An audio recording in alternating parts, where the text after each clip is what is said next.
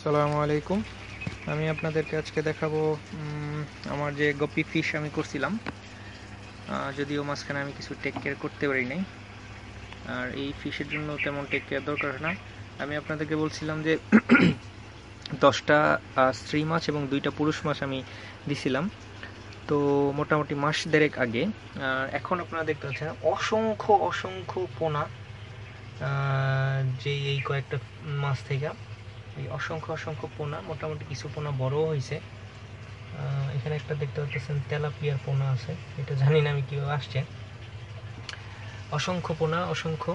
আমার মনে হয় এই 10-12টা ফিশ থেকে অলরেডি আমার এই ট্যাঙ্কের মধ্যে 1 থেকে 150 পোনার মতো আছে, এবং আরও ডিম আপনারা দেখে আমি দেখাই।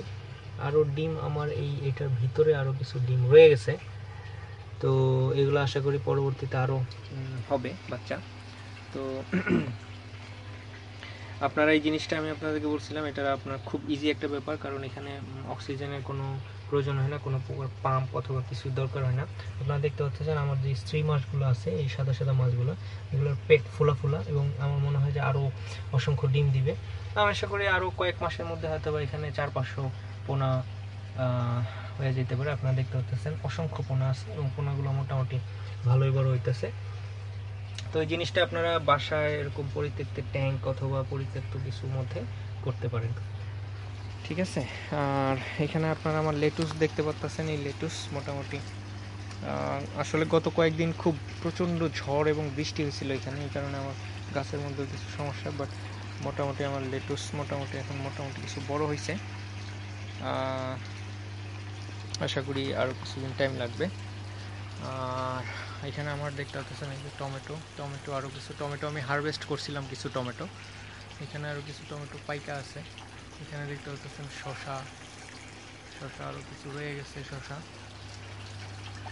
আর আমার এখানে বরবটি লাগাইছিলাম, বরবটি গাছ মোটামুটি বড় হয়েছে, যদিও কোনো ফুল আসে নাই। ওই শেষে দেখতে পাচ্ছেন, শেষে লাউ গাছে ফুল আসছে অলরেডি ওই কর্নারে। তো আপনাদের যদি কোনো প্রকার কোশ্চেন থাকে অথবা কোনো কিছু জানার থাকে, আপনারা আমার ইউটিউব চ্যানেলে কমেন্ট করতে পারেন। ইনশাল্লাহ আমি আপনাদেরকে চেষ্টা করব উত্তর দেওয়ার জন্য। আর সবাই 5 ওয়াক্ত নামাজ পড়বেন ইনশাল্লাহ। ভালো থাকবেন সবাই। আসসালামু আলাইকুম।